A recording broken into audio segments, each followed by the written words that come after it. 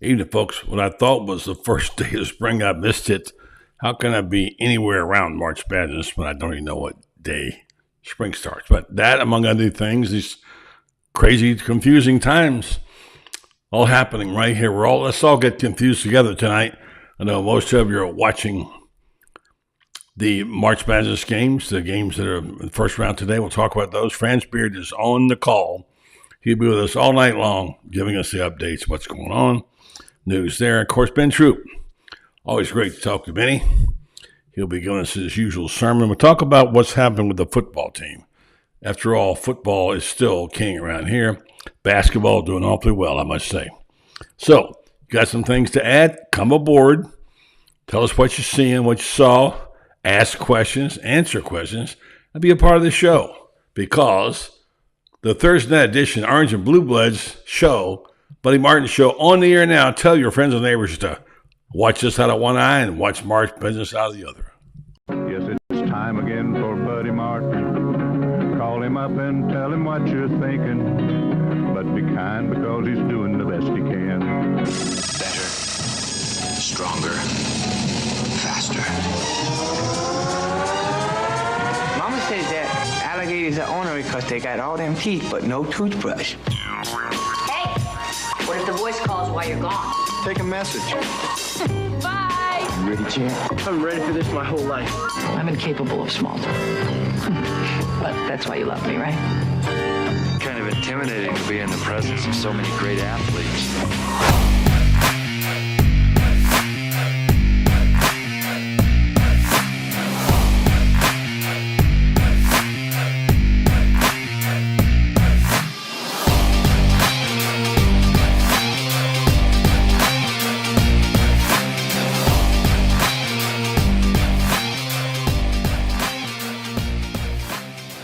Good evening and welcome to the program. On a Thursday night, it's usually a lonely night for us around here during March Madness, but we have a few stragglers. Great to see Tommy Seal up first tonight in the pole position. Becky Carlisle, who used to run the pole position every night, just missed it. Becky, good to see you again. And ever faithful Dan Bond, the great one from out in Dallas, always chipping in, covering a lot of things for us, including gymnastics this weekend, so we'll talk about that. Glad to have you aboard. I'm very grateful to have this show, to be able to talk to you every night. And we got some really interesting plans this year. You're going to love them. It's a breakthrough year. We're going to talk about the SEC a lot, the new SEC expansion. Tomorrow we'll have a special edition show with our friend Rob Brown of the SEC Sidelines Show. And we'll talk about Texas. I currently, have a city. I got a heartburn. We're trying to have a three-part series or four-part series up on the Interbait now about SEC expansion and what it means culturally, the things that will happen when the Texans come aboard and try to tell us how good they are. They're doing pretty good tonight, by the way, after a brutal start. And, of course, Oklahoma. And it's going to be different this year. We're making our plans to maybe make a little trip out to Austin. We're talking to the team about that. What are your plans? Anyway, March Madness is underway. Our college basketball, Mr. College Basketball, Franz Beard, our guy, will be on joining us tonight for most of this hour off and on, checking let us know what's going on as we prepare for the St. Peter's, Tennessee game. Already, we've had one SEC team knocked out, and that would be South Carolina. Oregon did a number on them, their zone defense. Maybe you saw that. And then we've got one in trouble, Kentucky. Kentucky is down at the halftime to Oakland in a bizarre shooting exposition by Jack Golke, who hit 6 threes in the first half. Who's Jack Golke? I don't know. This is March Madness. We're going to find out, I guess. France will tell us. So this is what we do in March Madness. We hear new names, new teams, etc. So consequently, it's all different. But glad to have you aboard. Let me just say that today's best tweet so far is anonymous. The Major League Baseball has announced that if Oakland beats Kentucky, they get to keep their baseball team. Sorry about that. It's not funny. I feel sorry for the A's. They just always seem like the bear on the block going somewhere. That's kind of how it is in professional sports. All right, all of this now, and I have missed the first day of spring. I always try to keep up with the equinoxes. The vernal equinox arrived apparently a day early this year. Why don't they tell me these things? I mean, my gosh. I've always thought March 21st. No, it's not March 21st. It's different days. This year, here's the latest. I checked this out. The vernal equinox arrived at 11:06 Tuesday night. Tuesday night, right? In the middle of the night, they're having it now, marking the end of winter, the first day of spring in the northern hemisphere. Usually, the equinox falls on the 20th of the month, but because it's leap year, here we go again. Now we got to figure leap year. Just what we need. One more thing. Because it's leap year, it's a day early in 2024. What are they going to do to us next? Changes. Apparently, Mr. Golke has now hit, 9 threes. Thanks, Dan Bond. And the record is 11. Thank you, Dan. Get that right. Always got good people keeping us up to date. So how about that? I'm sure you had him on your pool. I'm sure you had Oakland beating Kentucky. Here's the thing about it. Everybody talks about the formula it takes to win, and we'll be joined by Ben. Just the fact Ben's here now. To win in March Madness, okay? Got to have guards. You got to hit your free throws. Got to take care of the basketball. Here's what you got to do. You got to put the ball in the hole, okay? You got to shoot. The shooters, you got to shoot the rock. I mean, don't be Colorado State. Oh, my gosh. They won 1 for $1 million in the first half. My poor daughter, Rebecca, and her husband, Jeff, they got off to an 8-2 start, Colorado State did, and then just folded. Texas just ate them alive, and I believe they had 2 field goals the first half. Brutal. Don't be Colorado State. Be Gonzaga. Gonzaga shooting 70% before made threes just before the under 12 mark against McNeese State. Let's go to talk to Ben. I know Ben believes you got to shoot the rock because he can shoot the rock himself. He can also catch it. The pastor himself, Ben Troupe, joins the program. Benny, what's happening, man? What's going on, buddy? I hear you already. Dropping knowledge about. It's funny how in the tournament fundamentals or lack thereof be the reason why teams be winning or losing. I get it. It could be stage fright. It could be the moment. It could be all these things. Mm-hmm. But the teams that do the fundamental things consistently, because if you can't do the fundamental things, you ain't got time to do the spectacular. We get it. We watch March Madness because hopefully our team made it in. And if your team didn't make it in, please stop talking trash. If your team did not make it in and you didn't even get invited to the not interested tournament or the not invited tournament, please be quiet. But the pressure is always on the highest seed. That's the thing about March Madness is people see, a 4 versus an 11, and they just assume, the 4 is going to just, just run ragged on it. But basketball is very, very, it's very, not March Madness. That's why they call it March Madness, right? Very, very even for that reason right there. And what we love the most about March Madness is the unpredictability of it. Like it's anything that can. You don't want to have your worst shooting day in the tournament. You don't want to have your worst rebounding day in the tournament. You don't want to. And as much as these coaches want to get mad about the refs, sorry, man. We've been dealing with bad refs, Florida specifically, all year long. You just hope that you get a ref that can see, that can call fouls. You call fouls on the team that fouled the guy, not the one that got fouled. Thank you for that. That's an important fundamental for referees right there. I'm glad you brought that up. We're going to talk about that with Franz. He'll be along shortly. Mr. College Basketball, our guy. He's as good as he gets with Franz. He knows his hoop, man. And you and I are going to get a chance to talk a little football because it's spring ball. We opened up, they had spring ball, and then they went to spring break, and they're back. And we're going to pick up bits and pieces here. I know you have your antenna up. Excuse me for blowing my nose on national TV, but I got to do it.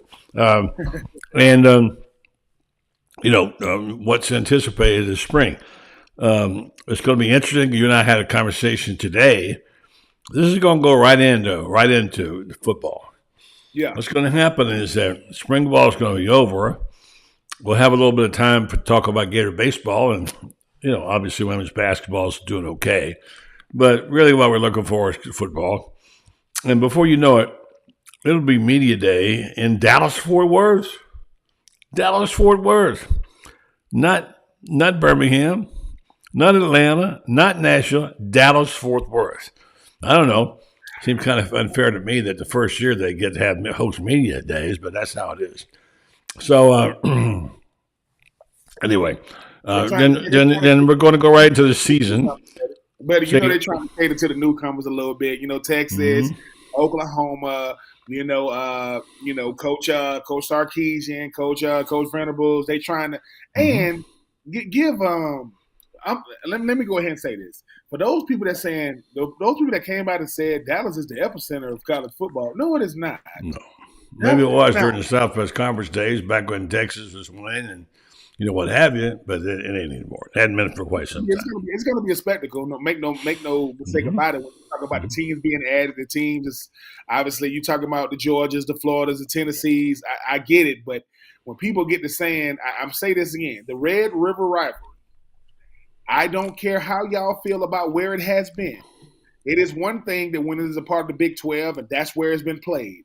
If the SEC, Greg Sankey and company decide the Red River rivalry is going to Atlanta, there's nothing you can do about it. You can get mad if you want to. Wow, that would be something, wouldn't it? Hold on, because I know my Texas fans and the Oklahoma fans are listening, saying, Ben, what is he talking about? What? I would be like, oh yes, it can, and because you're getting away. Listen, you're getting away from East and West divisions. It's going to be the best two teams coming out of whoever these regular season records. But I think, buddy, like I said, 2024, 2025, yeah, it'll stay where it is. I get it. 2026, and we'll see where it is. Yeah. Well, we'll see. I no one. Listen, no official. Nothing official yet. Ben's already predicting that the Red River rivalry. I still call it the shootout. That's what they used to call it. It could be in Atlanta. Oh my goodness. Well, let's put that on pause for a second. We got Mr. College Basketball. He's going to be in and out this hour. He's got his eyes on all the information, Ben, that we need to have. And all right, tell me now, who's Jack Golke? Who's who? The guy who just hit 9 threes for Oakland. Well, Oakland, that's what I'm saying. Who? Yeah. Nobody knows who he is, but he is flat out in a shooter's coma right now. He's a superstar right now. Yep. And, of course, Dayton had one of those earlier, too. Boom, another one. It's 67-62. I got to tell you what. Oakland's up. I don't have our TV here. Oakland's up 67-62. How much time left?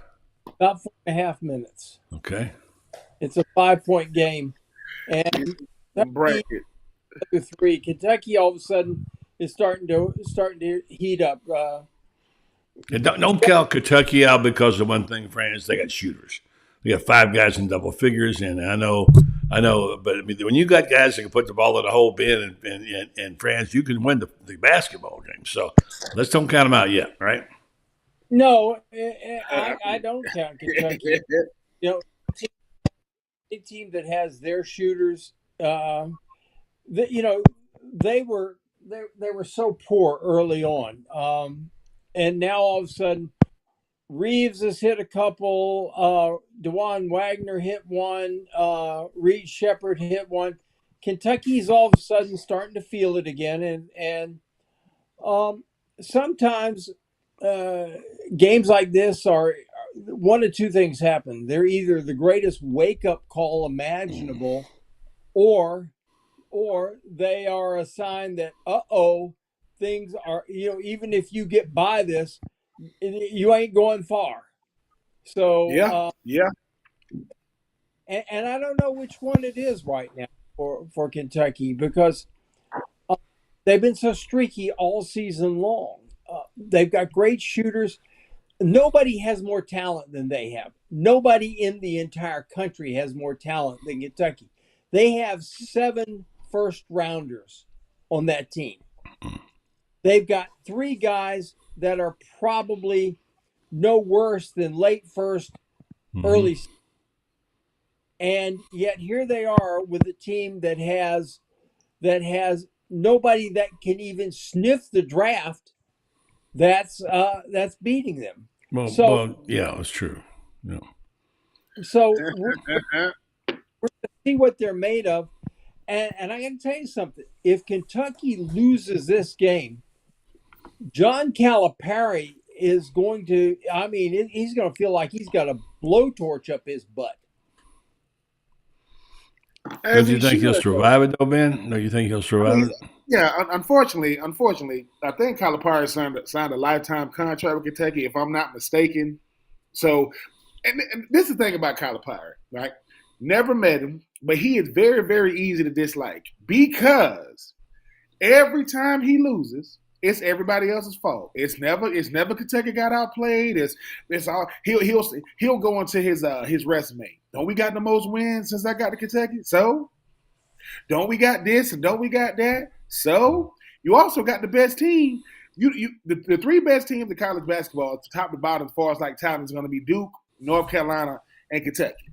The thing about Kentucky is Kentucky, like you just mentioned, Franz, got 7 first rounders. A couple of second. You can fill out the top. You can fill out half of the top 10 lottery with Kentucky's, starting 5 and backup 5. Problem is, Kentucky thinks that talent's going to win it all. That's not going to win it all. Culture mixed with talent win it all. Thank you for that remark. Are you really fanfare there? A team like Oakland to say, "Look, dude, we playing Kentucky. What do we have to lose? What I'm going to go out here and jack up these threes and see what happens." And what happens with Kentucky is Kentucky. These Kentucky teams are like every other Kentucky team. When they own, they own. They're on. They can shoot the rock. They can shoot the rock. But when they off, Kentucky is a head scratcher because I'm a root for Florida no matter what. But Kentucky is the type of team you saying, dude, y'all be losing for no reason. Like these be head scratcher losses when y'all lose. It's not like the team that just beat you is better than you. They were just better than you on that day. So if Calipari does lose, no, he is not ever. You would think Calipari got a record like Nick Saban in football. If you talk to Kentucky fans, I'm like, no, he is the greatest underachiever you ever gonna see. Great coach, and I think he's already in the Hall of Fame in college. I think he's already in the Hall of Fame or something like that. It's just I'll never understand. Kentucky is that team that people are already ready to. The Kentucky football or the Dallas Cowboys, that's what they are. Because people can't wait. Now Duke is the evil empire. Now that's the evil empire. You won't get all your licks in tonight, aren't you? Just get them in there. Twisted, right? But Kentucky makes it real easy to laugh because we be looking at like, how do you let a dude even get that many attempts at 3? Like you go just let him keep spotting up. They don't know who he is. They haven't figured him out. Listen, the scout report. Yeah. We all know that we've all played pickup basketball. If pickup basketball, I got a guy that's gonna hit 7 threes in a row. Wait a minute. Wait. I'm gonna tackle him or something. You gotta do something. Yeah. I gotta do something. Yeah, we know a guy who knows Cal pretty well is Franz. He's been around him a lot. I wouldn't say he's necessarily sends Christmas cards, but you've talked to him a bunch. Yeah. What's your assessment of Calipari? Hell of a coach. And I think he gets a bad rap because of one thing. He gets all these kids who are first rounders, but they're always freshmen. And the freshmen he ends up making them, giving them a platform where they become multi-gazillionaires and they take care of their families. He sets them up. I know this about him. Every kid who comes through there gets set up with the right kind of people that when they finish playing in the NBA, they'll have money. You know, average NBA player totally broke and bankrupt within 3 years after he's finished with his career. You don't hear that about Kentucky. I like Cal a lot, and here's the thing. If you ask any coach out there, if you're going to play every single year with 80% of your team is freshmen, it's going to be really, really hard to win it. You look at teams that have won championships recently, they've all been veteran teams. You take like last year, UConn. UConn was, three seniors on that starting group. They had three seniors, two or three juniors, and they had one of the seniors. I think is a fifth-year guy who stayed on and played again this year. And they found the formula, which is to have experience. But you look at how Villanova won. Villanova won a couple of national championships with an experienced team. North Carolina won with experience. The last team that Duke won with, I think, which was 2015, also a very experienced team. This is one of apparently the score at CBB Franz is 67-65. Is that correct right now? 69-65. And Reed Shepherd has not played well tonight. That surprises me. I thought this would be his kind of game. I would think so, but Kentucky's down 4, and they better figure out a way to get a stop. They've got 10 turnovers. Oakland is not turning. The biggest key for Oakland, besides hitting a bunch of threes, is they have not turned the ball over. There's your boy again, and he just got fouled, and he's going to get 3 free throws.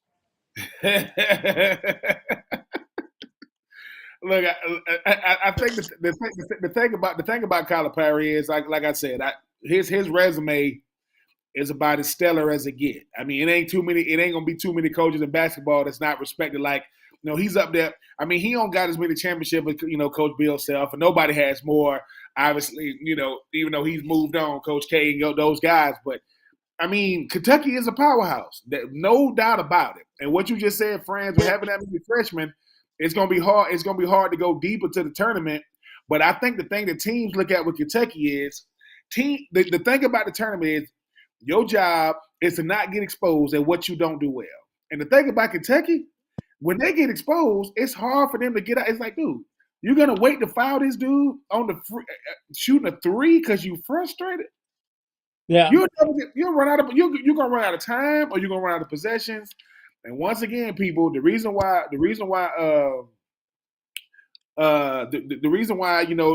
nobody's ever gonna have a perfect bracket is because it's so unpredictable. Oakland, like you go to Oakland and Oakland. Yep, we from the town, and we got a shot to beat Kentucky, which. Like I said, that's why we watch. The madness of March is among us. I think Grambling.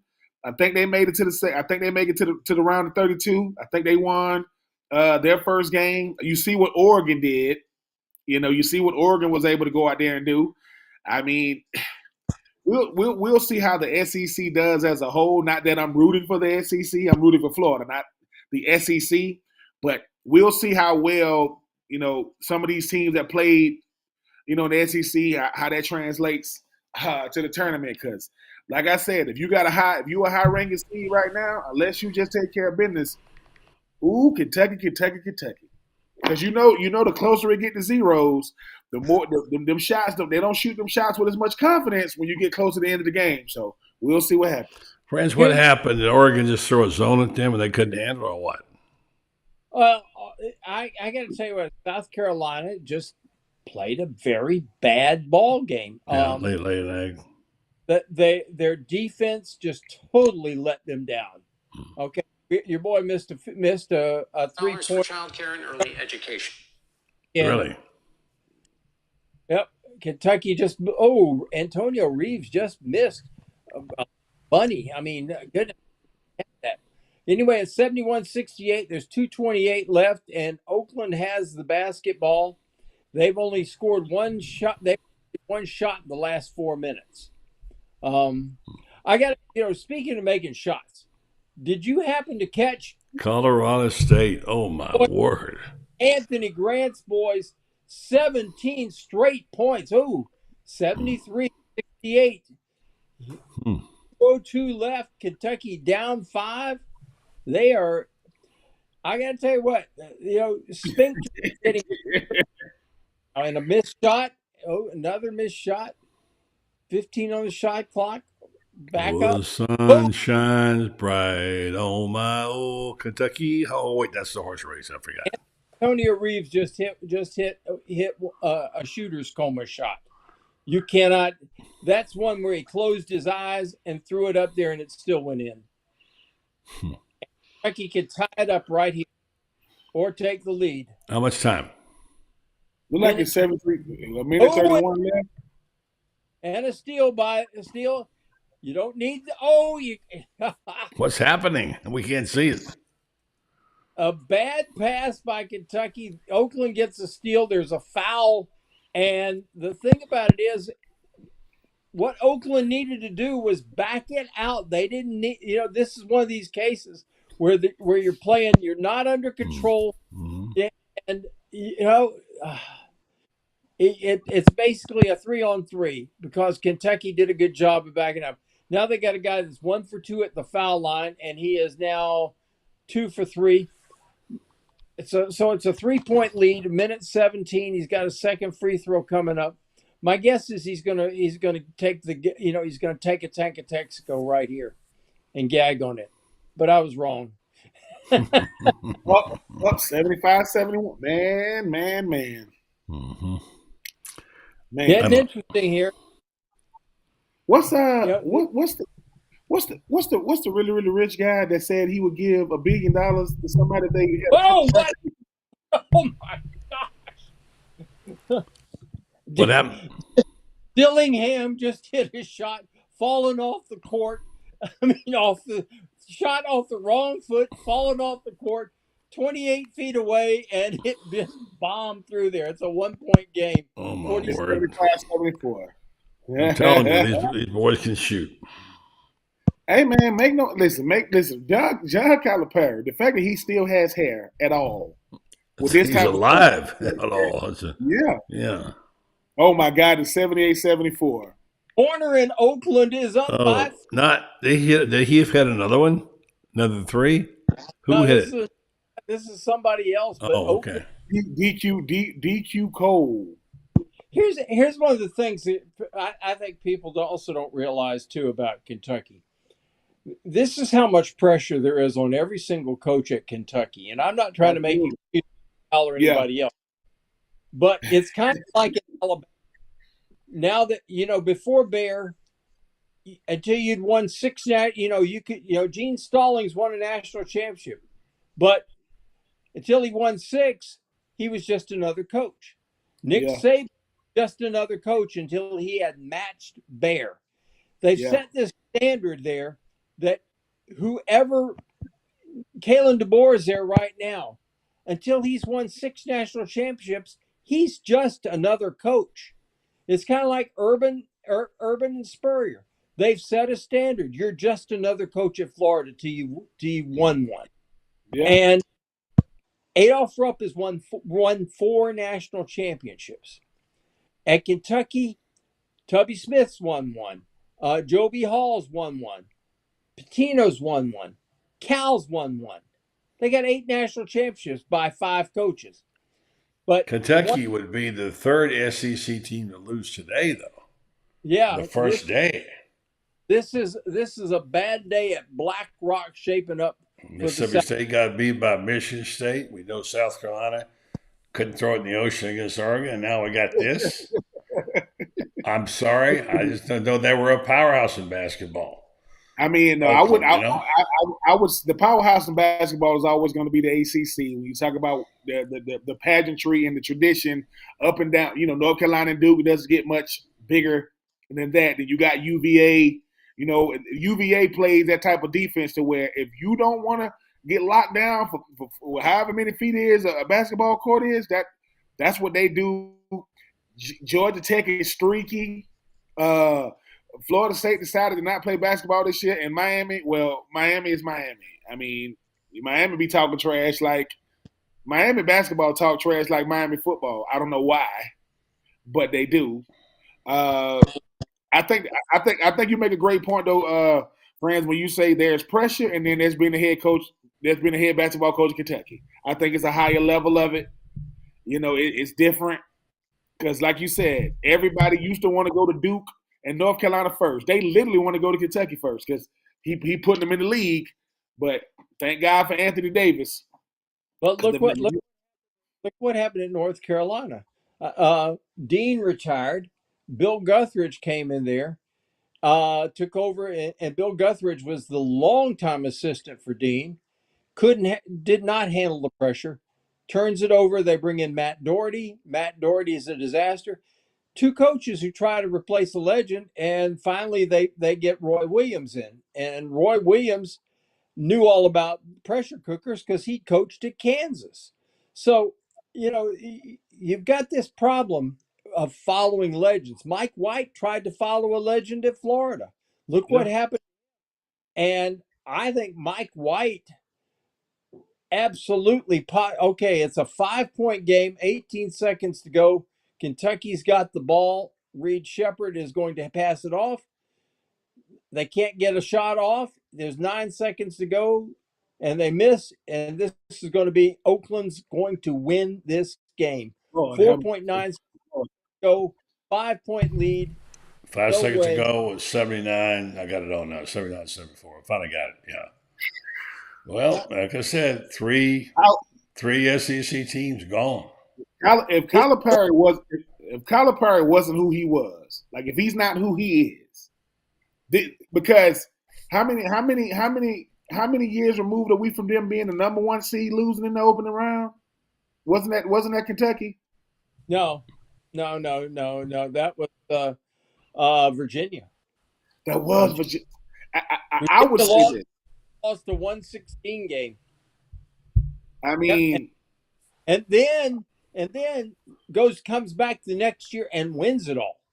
That's one of the more amazing stories there that we'll ever have is that they won it after losing a 116 game, and absolutely shocking that Warren Buffett. That's who was going to give away $1 billion. Warren Buffett, yeah. I think Warren's money's safe with me. My mom said he's going to give away $1 billion. I said, Mama, his bank account ain't fixing to move. You're not going to get no perfect bracket with all these brainiacs, with all these numbers and statistics.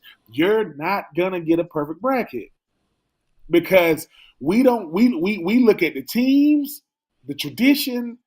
We look at the pageantry and what they have, and a team like Oakland are coming in and say, "Hey, man, we're gonna play like we might not ever make it back to the tournament again." And then if we go out and then Kentucky, I mean, listen, it could have happened to anybody. I mean, I think certain teams, like a team like now Oakland is a team that everybody's gonna be watching moving forward. 5 seconds to go, and they're inbounding the ball to Kentucky, and it's up, and it's a 2-point game. Is there a timeout left? No. Yeah, 3.9. Well, it's a 3-point game. Out. It was 4 seconds to go. Pick somebody to foul them, and hope you have a moment like Chandler Parsons had against North Carolina State. Yeah, that's right. Yeah, that was something. What's the guard that Florida had a couple of years back that drove the length of the court? Chris Chioza. Chioza got this shot and heard around the world at the Garden, remember? That's the part that on the Sirius XM lead-ins. That's what the call on that shot is. One of their lead-ins on their radio broadcast on Sirius. Greatest. It was one of the great moments in Florida basketball, I will say. I mean, one thing about it, you know this: if you get a last-second shot, they're not gonna. You got to drive into the court. They're not gonna foul you. You're gonna get a good look, and you just throw up a prayer, throw it out. I mean, why wouldn't Oakland just throw it down there at the court? Well, here's the thing that I always thought that you ought to do, and when I was coaching, throw it high, throw a pop-up that almost you have to make a fair catch call for, and then somebody get my girl. When I was coaching girls, get my girls in position so that somebody had to run you over to catch the ball instead of you. And we threw If it throw this ball down to the half-court line, that's something wrong. Well, Let's see what's happening. There it is. There it is. Bouncing it in. They're foul. Shepard. Foul with 3, and then no time come off the clock. Still 3.9. How can no time come off the clock? Well, there should be at least a tenth of a second there. But right now, there's none. I would have, I always like the idea of throwing a high pop up. Yeah, I'm with you. I think I would too. Throw it down there. That's 4 seconds. Will be gone before they get the ball back down. Not a line drive throw, because you make the line drive throw, it can skip off somebody's. Well, the Christian Leitner play that comes to mind. I was there for that when it happened. You was there in person for that? I was there in person for that. Oh my God! Yeah. Over. Okay, he missed the first. Let's see. Let's see. 3.9. Still got 3.9. Timeout. Freezing. Yeah. Tell me, pressure. I just like to be at the line like this, and you're playing for Oakland. You got Kentucky down. Of course. Really? Huh? I mean, who was it? It was Jersey City. It was St. Peter's. It was. I mean, we're gonna get some. We're gonna get Peters areas and. Hey. What time is St. Petersburg, Tennessee, France? In about 25, 30 minutes? Yeah. I'm looking at Kentucky fans, and Kentucky fans. They're dying.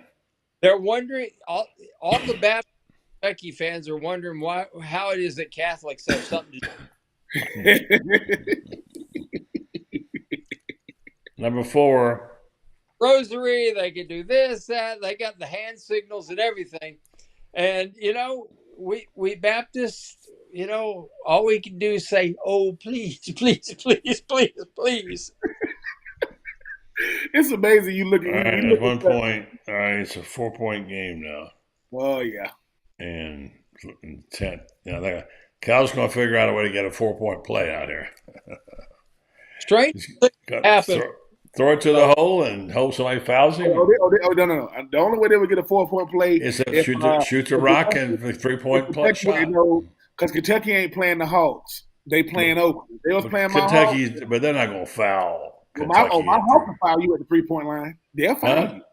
If they was playing my Atlanta Hawks, they'll foul you at the 3-point line. Of course they will. What you do? The only way they can win this game is if they get a foul at the 3-point line. That is the only way. Why would you give them that path? Let me tell you how Kentucky wins this game. I'm not saying they will, but let me tell you how they could.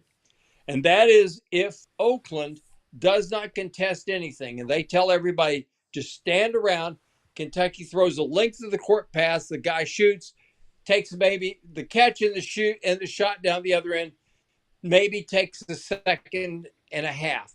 Then Kentucky gets the inbounds pass because the clock This is will mathematically stop impossible. He's out of timeouts, right? There it is. And there's a shot. It's over. Got one. Kentucky's down. Done. It's over. Kentucky loses 3 SEC schools. All right, we're going to take a break. We're going to join Lauren's going to join us just to hear from Meldon Law. Jeffrey, you do a show where you ask a lot of questions. I've got one for you right now, okay, regarding how do you know whether your case is being handled right and what to do about it. In medicine, you can get a second opinion if you're not satisfied with the doctor's opinion that they have. And do you have that in law? Can you do that with lawyers? Yeah, buddy. As a matter of fact, we get quite a few calls from folks that have signed up, particularly with the big box law firms that they do a hell of a good job of putting ads on TV. But after that, they don't really measure up to the way we try to create a client experience that's outstanding. And we're always willing to review a case and give a second opinion, just like with a doctor, because not all law firms are created equal. I guess that's the normal thing. Just go to Meldon Law, Google it, and find out, and just give them a call. And like you say, if you come in, you get to see a Meldon. You don't get shuffled off to somebody else. You get to see a Meldon, and that's good to know because a lot of people don't know how to do that stuff, like me. And maybe you can coach us through. So Meldon Law, they won't back down. They will take your questions about your case if you have a question. Yes, whether it's a new case or an existing case, give us a call. We'd be glad to go over it with you. There's no charge to review your case with you. And a lot of times it makes good sense just to get a second opinion. Good stuff from Meldon Law. They don't back down, but they will give you a second opinion. Let me remind you folks about North Central Florida's newest premier independent diagnostic testing facility right there in Gainesville. It's a terrific deal. If you don't know about it, they will sort of tailor make your appointments for you. They're now open and serving the greater Gainesville, North Central Florida area. Very popular place to go because they focus on you, the patient, and they want you to have a great customer experience, and they go out of their way to make sure that in your busy life, if you can't get there at a certain time, they'll arrange for you to have after-hours appointments and weekends. So if you need that, you want to call them. By the way, if you don't have insurance, no problem. It's not that expensive, by the way, I can tell you. You can go there and you book cash or card, same-day appointment, and their MRI units have one of the largest boreholes in any place. It's a very comfortable setting for you if you want to have an MRI. TitanMRI.com. Well, Ben, 3 down. Let's go get our buddy Loren. 3 down. Gators tomorrow. We'll talk a little football, too, with this guy. He likes to talk. And he was at Pro Day today. He was out working while we were just jerking around there.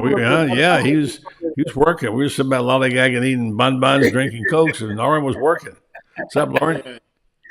I was out there getting after it, 8 a.m. this morning. Pretty much uneventful. Always good to see, the scouts out there. They had 30 of 32 teams as well as a Canadian football team. So 31 professional football teams. You had Kingsley Aguakin is probably the only name that, a lot of fans would know that worked out. Some of you may remember Griffin McDowell, who played guard and then moved to tight end and actually finished at UT Chattanooga. And then Eddie Battle, who was a running back that played sparingly. I think he might have played a little special teams. And then Lindell Hudson, who worked out as well. Really the highlight. And then Ricky Pearsall was available to the media but didn't work out, had a great combine. So kind of uneventful from the standpoint, and obviously with the transfer portal and things like that, guys come and go. But, just really glad to see guys out there.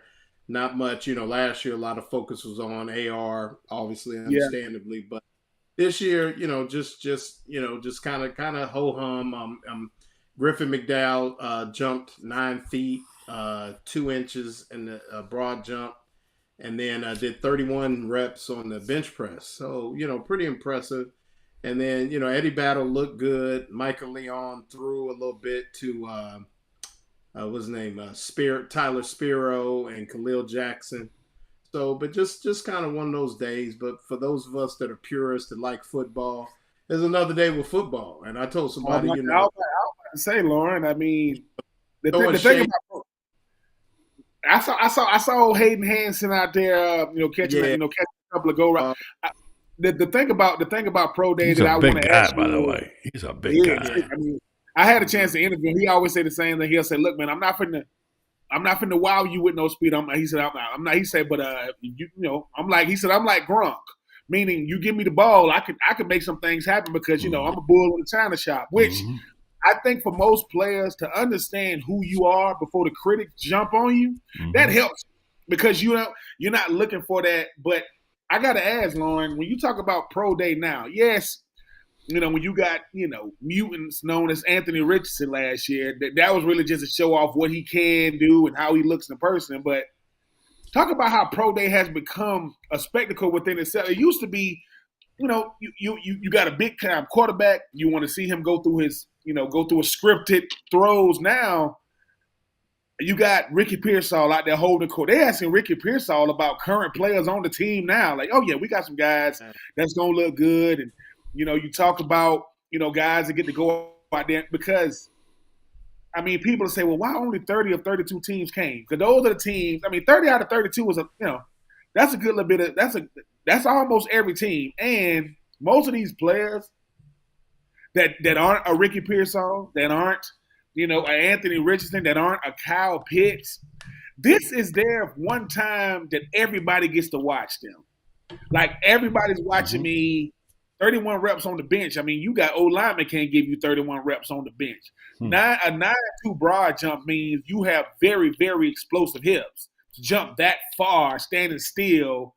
And just talk about, Loren, just how, for those people who be thinking that the record of what Florida didn't do last year, how it does not affect Florida itself when you talk about these scouts coming in and see these boys go out there and, run around a little bit.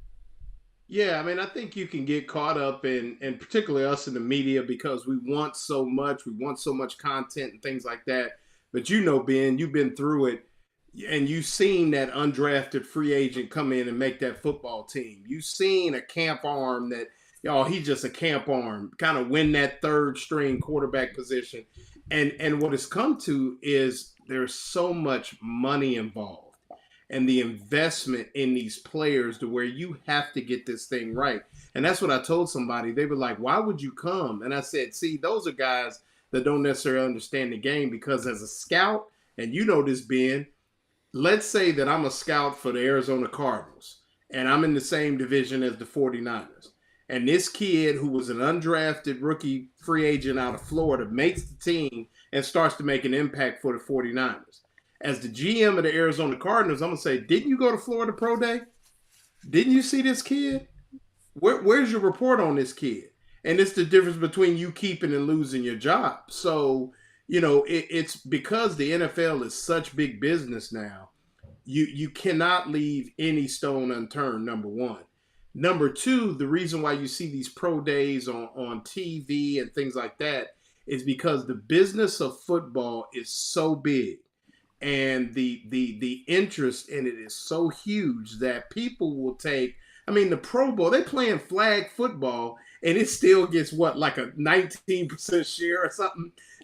People are just hard for football that they'll take anything. And these pro days coming off the combine, those of us that like and when I say those of us, I'm talking about, football fans as a whole, that like the fantasy football and like all things. This is where that starts. And so you have those guys coming out of that, and then, it's just, you're going to bring in 80 guys into camp. Yeah. Some of those guys will be. It might be more now because you get 17 games and I think you only get 2 preseason games or whatever it is. But you think about, what I think about is pro days, which I didn't understand when I was a player, was, obviously when you get there as a freshman and, you got these guys coming out, and obviously they're going to make sure that you have nothing else going on so you can go participate. You get a bunch of former players come back around. But today, to let people know that the NFL, they're not fortune tellers now, but they are positioned to make things happen. Caleb Williams' pro day was today. Who was at his pro day? His new wide receiver, Keenan Allen. How was Keenan Allen there? Because he played right now, he still has a home in L.A., with the Chargers. What did Keenan Allen have on? Chicago Bears gear. I guarantee you, Chicago said, Keenan, please go to his pro day. Please go to his pro day listen, make sure you say something to him. And to me, that's the part about scouting that doesn't get enough credit. Rand Carthon, my former teammate, the current GM with Tennessee Titans, because he came up. We got to get him on one day, Ben. We got to get him on. Let me tell you how Rand Carthon's father was the offensive coordinator for the Dallas Cowboys in 2004 when we got drafted, and he didn't even get an invite. But he went to Indy. He got to play with Peyton Manning and Reggie Wayne and Dallas Clark and Marvin Harrison Sr., the most outside of Jerry Rice, the most uncoverable human being you will ever see. That small, you can't do nothing with him. I think the thing about scouting is what you just said, Loren, is while you're going to Florida to see a Kyle Pitts, I want to be the one to find that diamond in the rough. I want to get the Brock Purdy. I want to be able to get the guy that says, when we start talking about these can't miss players. Football is the biggest crapshoot in foot because you got injuries, you got veterans, you got camp casualties. I want to be able to say, hey, I know about Ricky Pearsall. I want to see that guy who he didn't have the big numbers, but I see that potential. Because potential in football is one of those things to where football is about finding your niche. There ain't a tight end alive that says, I want to be like Travis Kelce. They don't make them. Right. I want to be Patrick Mahomes. They don't make them. Right? But I always said this. College football is all culture. You got the right coaching. Culture means players, resources, head coach, quarterback, all that is locked in. Now, in the NFL, you got to have culture and the head coach and the quarterback. Right. You don't believe me? San Francisco got one of the best coaches in football. They got one of the best coaches. They got one of the best teams. They ran up against a team that just happened to have a better quarterback and a better head coach and a better coach, and they lost to him. Right. In college football, the best teams got the best culture, and I think the thing is sometimes when you come to scouting, you know, when they asked Rand, what do you look at with a player? He said, I'm not trying to see what nobody else can see. I hope that they look at it, but it ain't sexy enough for them to take them. I'm taking them. I am going to get those players, he said, because, look, when people say, are you looking for the next Rand Carthon? He said, yeah, but I'm a draft him. He might not go first or second or third round, but I think Ricky Pearsall was going to be a top pick if he never left Arizona State, people. That's how good of a player he is. But he came to the SEC to show people this how good of a player I am. Right. I got open over there. I got open over here. So, you know. I think what you said, Ben, too, is about the pro day being an event is, you know, you had Gervon Dexter there. You had Zach Carter was back in that. But even better, Gainesville's own, and this is a show you talk about how people, you know, stress the importance and understand the importance of these pro days. Gainesville's own Clinton Portis was in attendance as well. Talk about Gainesville High School. And one, you know, and I won't throw names out there, but was a couple other media guys there. And one guy was, you know, a little negative about it. And then another one said, you know, man, he said, I hear what you're saying that the star power is not here, but just think about how hard these guys work day in and day out. And I think that's what people fail to understand is no matter who the guy is, whether he's going to be, like you said, a first round pick, Ben, or a 7th round pick. These guys work their whole lives to get this opportunity. And you can see Lindell Hudson, who probably won't be a pro, but his father was there today. And you can see the pride that his father had watching his son, go through a pro day. Yeah, I started 37 games in college. I ain't go to no pro day. A lot of guys play. Yeah, a lot of guys going to pro days. A lot of guys playing football and playing a lot of football don't get to go to a pro day. Of course. Lord, I'm happy that you be there because think about this.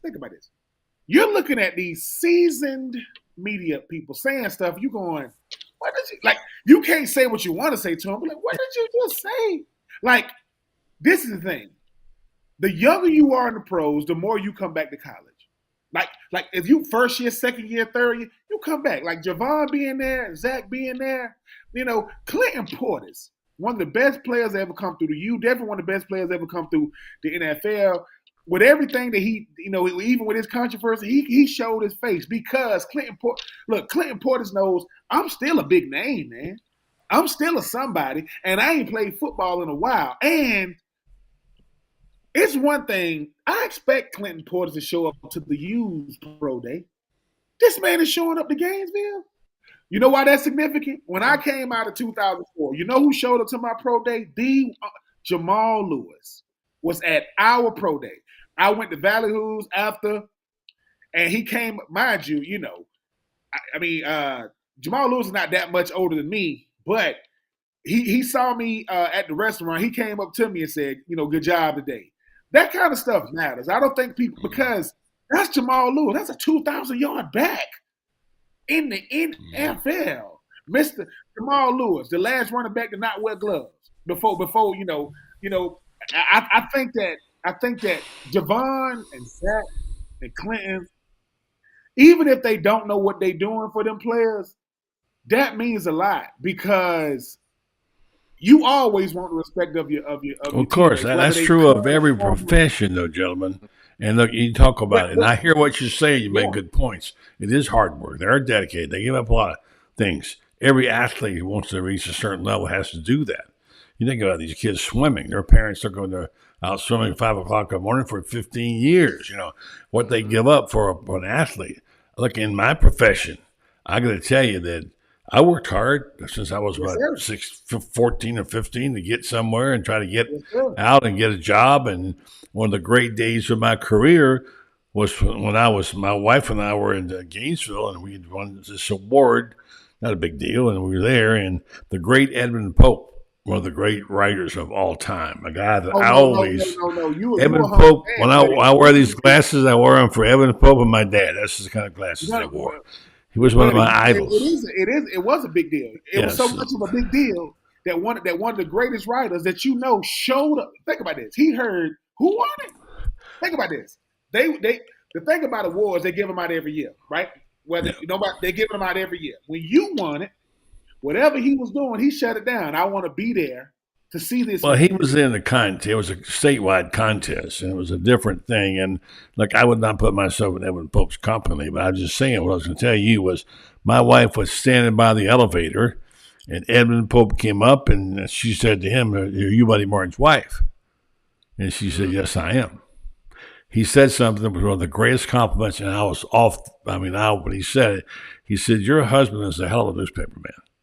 Now, that's like winning the Pulitzer to me. Can you imagine? That was just absolutely incredible that he knew who it was, that he liked my work, that he took it. So when you talk about what you're talking about is the same thing. It's true of all professions. Yes. To get praise from Caesar, man, that's something else. You're fighting all your life just to get recognized, right? Somebody know your name, right? Listen, people. The two highlights of my college career was my senior year. We played Miami at Miami. That's back when ABC Sports it wasn't ESPN and it was ABC Sports. Right. The great Lynn Swan. That's when he was doing TV. I'm sitting there looking at Lynn Swan. He's staring at me. I'm staring at him, and we kind of inching closer. So he finally realized this boy. If I got to wait on him, it's gonna take him 45 minutes. He walked up to me, and I said, "You Lynn Swan?" He said, "You being true." I said, "Yeah."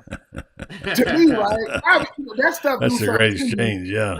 And then when you get to talking, when I'm blessed enough to get voted to the Florida Georgia Game Hall of Fame, that go Vern Lundy. Yeah. Before I say, "Hey, how you doing, Vern?" He said, "How you doing, Ben? Congrats." That stuff, because that's great. Lundy. That's awesome. Yeah. So the thing. Listen, Javon, Zach, Clinton, any former player that get a chance to go out there. Think about Khalil Jackson out there catching passes. There is no greater legacy of Florida than the Jackson. Yeah, that's true. Right? Loren, we left Loren out of this conversation. Loren, what was your moment when somebody said your name and just gave you a thrill? I don't know. Yes, you do. You certainly do. I'm gonna tell you. You came home and told Marcia, he talked to me, but called me by my name. I can't believe it. Come on now. Yeah, you did. You did. What I will say is, I guess we had an opportunity when I was coaching. We had some really good receivers come through, and I met Jim Tressel, and Jim Tressel said, "So this is the guy that's got all those guys catching the footballs." And that's nice. That's nice. Yeah. That was but I mean, other than that, I get a kick out of. Well, that's pretty big. That's pretty big right there. Gainesville from the Buddy Martin show. So that happens. That happens every now and then. So that's good. I'm sorry to hear you say that's as low as your goals are for that, because what I was going to say is to educate people, Buddy, and this is funny is. Edwin Pope, and you might realize this. What Edwin Pope said, he one of his biggest regrets was what? Do you remember, Buddy? I do not. He did not pick Ali. He picked Liston. Oh, yeah. Well, I remember that. You know who did pick him? His opponent, his competition, John Crittenden from the Miami News, did pick Ali, and he was the first one on Ali. He used to go do road work with Ollie in Miami, have those boxers down there. Yeah. And let me tell you something. Those guys for several years, Crittenden and Pope. Crittenden had a smaller paper. He was a street fighter, and he was a hell of a newspaper guy. And they went head to head, and they were the best in the state. And the greatest award I ever won in my life. I don't ask me how I did it. I just know that I had already left Florida and gone and moved on. And they called me and said that we just had got the results of the Associated Press best columnist in Florida. I said, that's great. Did I finish? He said, you won it. I said, what? I said, you won it. I said, who finished second there? Eben Pope and John Crittenden. I said, oh, my gosh. Yeah. How could that have happened? I can't believe that. You know, hold on. So in the great, one of these, you know, the great Howard Cosell said, it's not how many fights you had, it's who you fought. See, it's not so much you won the award, it's who you beat. They're like, wait, what? And that's I couldn't believe it. I thought I was dreaming, man. I couldn't believe it. He had to be in the building because you beat him. He like, is you Buddy Martin's wife? Yeah, that man now. And because think about this. Once again, buddy, you think if it was up to Buddy Martin to write that script, you'd be like, oh no, I'm not gonna win that. Well, you did. What? Yeah, you know, we all talk about our proudest moments. I didn't mean like it's about me or whatever, because you know I don't like doing that. No. But one of the single greatest moments of my life was something that happened by accident almost. I've been on the road traveling. I used to work back and forth to go to New York. I go to New York every weekend for CBS for 22 weekends a year. And back and forth. We came home. We were home for a couple of weeks, and then we came in the door. There's this box sitting in the front. I ever tell you the story? This box sitting in our front door, okay, in Colorado. So I looked at it. I thought, well, what is that? And I'm not expecting any box. I looked down, and it said from CBS Sports. And I thought, I worked for NFL today. I thought, oh, my gosh, I must have left my jacket there or something. You know, they send it to me. How nice it was them to do that. So I picked it up and looked at it. This thing is sealed like it's important. I don't know. It's tape on it and all fancy stuff. I thought, let's see what this is. So I took the knife and started breaking it down. I see all these, what they call those worms they have packed things with, you know, whatever. Coming out of that thing. This is not clothes. This is something else. And so I'm digging in there and I feel some piece of metal. And I look at it and I kind of grab the top of it and it's a globe. I can dig down a little further, and I pull it up. It's a Emmy. I said, "Oh my gosh, they have made a horrible mistake." Because John Madden was working there at the time. I thought they sent me M. Madden. They sent me John Madden's Emmy by mistake. You know what? Honest to God, that's what I thought. So this is horrible. I mean, I got to make sure I dig on down, pull it back up a little more, look at it, and said. I look at it and it says, my name is on it. Buddy Martin Associates. What? How can it be true? And I said, this has got to be a copy. They felt sorry for me, and so they sent me a copy because the show won an Emmy, and not everybody gets an Emmy when the show wins an Emmy. Yep. I pulled it up and looked at it and had my name on it. I thought, well, this must be a copy. I turned it over and it said, Property of Arts and Television Arts Society. This is a real deal. This is an Emmy with my name on it. This is amazing. I'm not bragging about it. I'm just saying how shocked I was. It happened. It's not bragging if it's the truth. But whenever they say, Jimmy Tressel said that, this must be the guy getting the guy catch, that's a heck of a good compliment, you know, and take it and drink it in. And this is why we do these things. We don't do them for those reasons, because I know you're not a guy that looks for praise, and Ben, you're not. And I don't go out looking to get my name somewhere, but boy, when you get it, it's an amazing feeling. It's that's forever, man. What's the old saying, Lauren? When you're good at something, you tell them. When you're great at something, they tell you, and they send you Emmys. Yeah. Here's the question, Lauren. If that really was John Madden, does Buddy Martin send it back? I'm keeping it. Yeah, look. Card laid, card played when it comes to that. But, I heard y'all that man's played some poker. I want to throw this in to add to the sadness of the SEC. The Florida women went down tonight too to St. John's. Oh, it's too bad. It's too bad. And the women PIT. So it's a rough night for the SEC.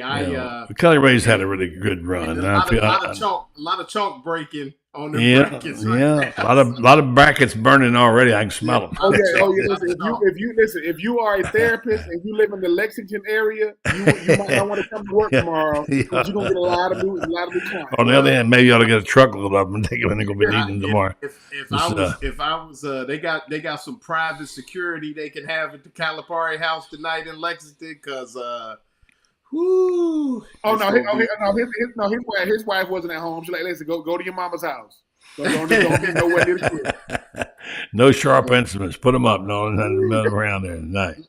Because you know how bad it hurts when Florida loses in football. And it's going to be big tomorrow. If it's, look, I think even if they lose, I got to give it up for Todd Golden and what they've done. I don't like to talk that way. Don't want no runner-up trophies or consolation prizes, but this team has been such a really fun team to watch play. They won, but they also won the hearts and minds of fans, and people really respect them. And they lose this big kid, Handgloden, who was special. You can tell now what you've been reading about him, Loren. He's a special kid, and he'll be back next year. And the kids they got coming off the bench, they got some ballers, man. I'm telling you. And the Golden, he's got an ability to do two things that I wish the football program had. A, to get in the portal and get some players, right? And B, get them to play hard for him. I mean, hard. That's if Florida could do that in football, Napier would have himself a team. Well, it's funny. We were talking, and what article I'm about to actually finish for you here when we get it.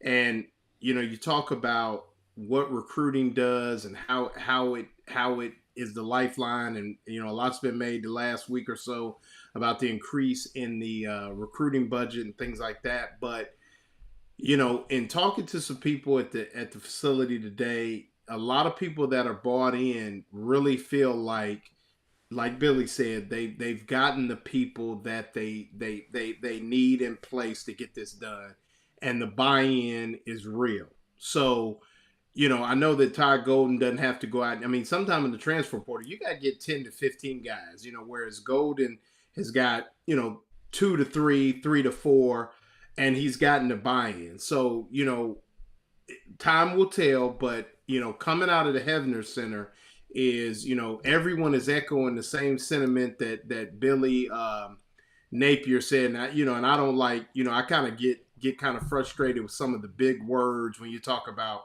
using words like processes and particles and all that kind of stuff.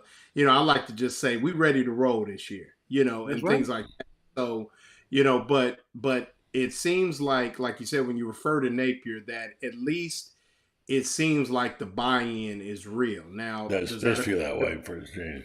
The basketball team's buy-in is real. And this is what guys. This has been a great conversation. Right. Always fun to get you two on. Make the wins or not, we'll see. Yeah. Oh, listen, man, before we get out of here, buddy, I don't usually do this, but listen, shout out to Bruce Pearl and Auburn, man. What they did for our fallen, that was nice. That was a classic. Nice. It really was, because I think sometimes we get so caught up in the competition and things, but for him to do that, for the coach that I guess with the coach that was at Marshall with him to say you had an Auburn coach saying "Go Gators," come on, man. So I'm glad you brought that up. I got to give him a big shout out for doing it. That was class. It was class, and that was sportsmanship at his highest level. Yeah, and the flip side of that was one of my dearest friends that was a really, really smart and devoted Florida Gator fan. Has been a long time. Very successful businessman. And he got mad at Bruce Pearl. I said, why? He said, because what made me mad about him was as soon as they carried Handgloden off the court, he came with the press. He was mad about it coming with the press after that. Well, whatever, but for those who are like my friend who feel that way, see the clip Ben's talking about where Bruce Pearl came on and said, shout out to Micah. When his heart goes out to you guys, and a bunch of guys came on. Marshall coaches talked about Micah Handgloden, and it's just a class act all the way around. The Handgloden family, I don't know them, but boy, I'm telling you, they made a bunch of friends, didn't they? They did. They did. I just thought it was. I think so. We look for every reason to be critical of other teams, coaches, and their style, and whenever what Bruce Pearl did, and to get his players to do it as well. That kind of stuff has to be highlighted. So shout out to Coach Pearl, and it's the Marlboro Tigers, man. That's the kind of stuff that there are opportunities in life that you get to show who you are as a person more than just a coach. Yeah. Hey, man, learn a lot about Bruce Pearl. In that moment. So shout out to him. Shout out to him and his teammates. For him and his team. All right, guys, great stuff. I appreciate you always, both of you. Love talking ball with you, and thanks for your contributions tonight. And let's see what happens to the brackets. I can hear the crashing brackets everywhere right now. Oh, yeah, I'm about to go to Twitter for the next 5 minutes so I can talk trash to these Kentucky fans because, hey, man, you know what they say in the SEC? When you're down, put your foot on their neck. We don't care. I got to talk a little trash. You want to bet. Oh, my goodness, Ben Troupe, you're something else. Guys, love you. Take care, all right? Thank you. Ben Troupe and Loren Meadows, two of the best. Appreciate their contributions. We're going to say goodnight with this. We want to tell you about our friends at Rentstar because why? Because they're a special bunch of people. They really do a wonderful job in my community. They support the right things. I've known them a long time.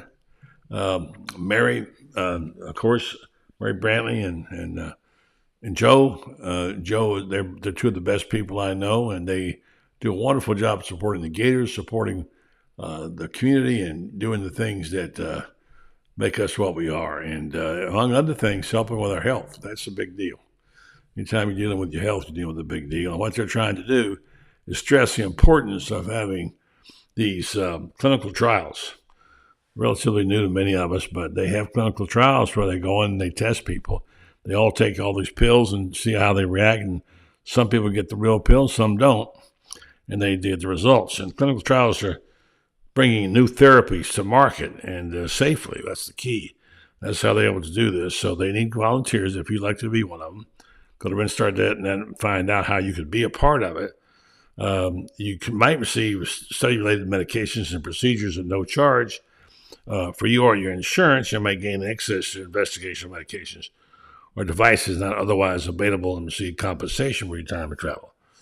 Rentstar Medical Research dedicated to bringing the new opportunities to participate in medical science at our local level in our community. Important part of that commitment is helping answer your questions about volunteering for a clinical trial. Check them out today. Rentstar Medical Research, seeking tomorrow's answers for the health questions of today. Thank you so much for hanging there tonight during March Madness. We're back. Don't forget to watch the SEC sidelines tomorrow with Rob Brown. We're going to do a piece about Texas Longhorns. It's time to play SEC ball with the Longhorns and the Sooners. How's that going to be? We'll tell you. Thanks for listening. Thanks for watching.